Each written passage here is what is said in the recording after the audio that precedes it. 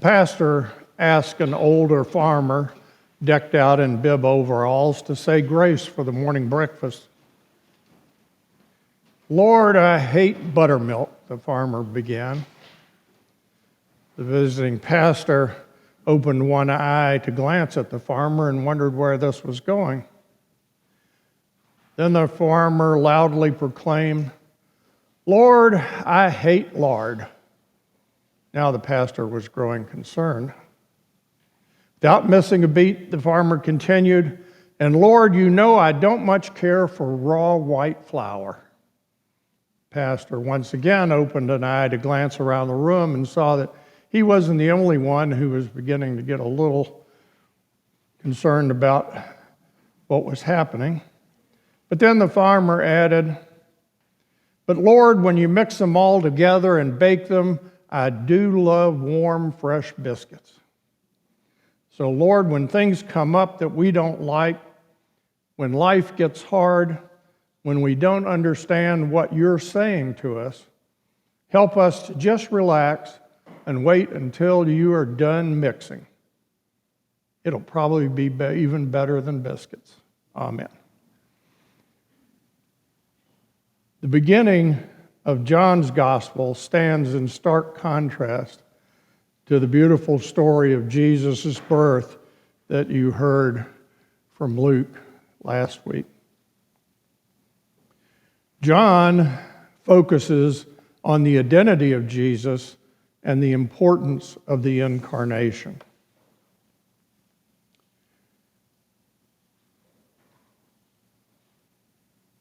The Reverend Greg Asamakopoulos, a prolific author who wrote about an incident that occurred on March 5th, 1994. Deputy Sheriff Lloyd Prescott was teaching a class to police officers in the Salt Lake City Library. As he stepped into the hallway, he noticed a gunman herding 18 hostages into the next room. Because he was dressed in street clothes, Prescott joined the group as the 19th hostage. When the gunman announced the order in which the hostages would be executed, Prescott identified himself as a police officer. In the scuffle that followed, he was able to overpower the man, and the hostages were released unharmed.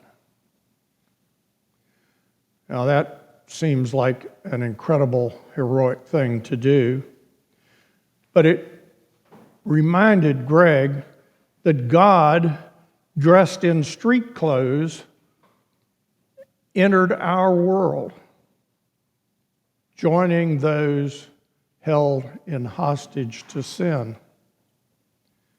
And on the cross, Jesus defeated Satan and set us free from the power of sin. So I think that's a good way to reflect on the joy of the incarnation, which is, after all, the reason for this Christmas season. And this is what these verses from John talk to us about today. John reminds us that although Jesus enters the world as an infant through human birth, he was not new. I don't know about you, but when I was younger and read Luke's version, I sort of thought Jesus was created in the womb of Mary. But what John is telling us is no, Jesus existed long before this. He had been with God since the beginning of time. He was God. In a way, though, his mission was not just to bring grace and truth to us. In part, it was to give God experience with being human, to experience pain and joy, to better understand us in order that God might have an enhanced relationship with us. Yes, we're created by God in God's image, but we are different. We are not God. Jesus, through his incarnational experience, provides the Trinity with the intimate knowledge of what it's like to be human. David Bentley Hart wrote in his book, The Beauty of the Infinite, about the scandal of Christianity's origins, the cross, the great offense this new faith gave to the gods of antiquity. I mean, after all, Jesus was a God who goes about in the dust of the Exodus traveling for love, who apparels himself in common human nature in the form of a servant, who brings good news to those who suffer and victory to those who are as nothing, who dies like a slave and outcast without resistance, who penetrates to the very depths of hell in pursuit of those he loves, and who persists even after death, not as a hero lifted up to Olympian glories, but in the company of peasants, breaking bread with them and offering them the solace of his wounds. Now, what kind of love is this? Jesus didn't pretend to be human. He actually lived as one of us. And despite the weakness, the frailty, the mortality of humanity, Jesus was full of grace and truth, a good lesson for us. Marcus Borg, in his book, Convictions, How I Learned What Matters Most, posits that to love God is to love like God. How can we love each other unless we understand each other? We need to understand those who are different from us if we're going to be able to love them. And what better way to understand someone else than to walk a mile in their shoes?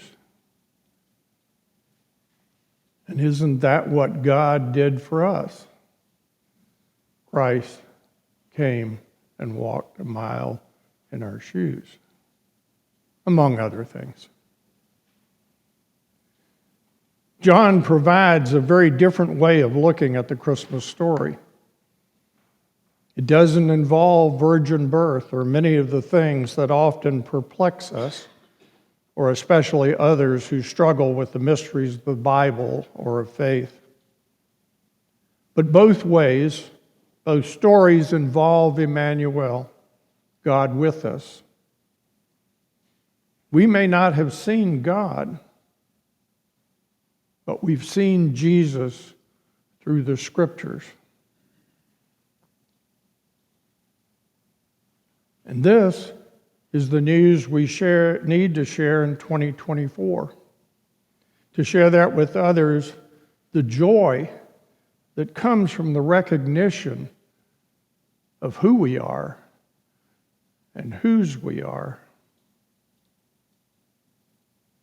And because we are having our last Sunday in the Christmas season and about to start a new calendar year tomorrow, I'd like to end today's gossip with the Work of Christmas by Howard Thurman.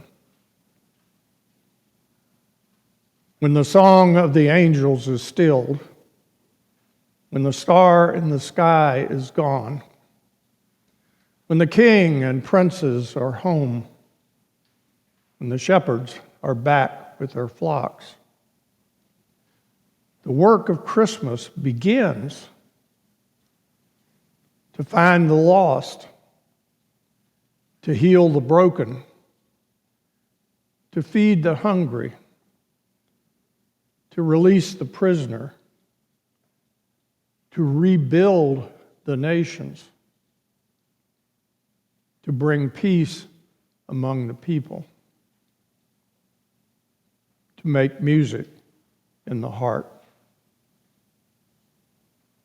Hopefully we can carry those things with us in the coming year. In the name of the one God, the Creator, the Word, and the Spirit. Amen.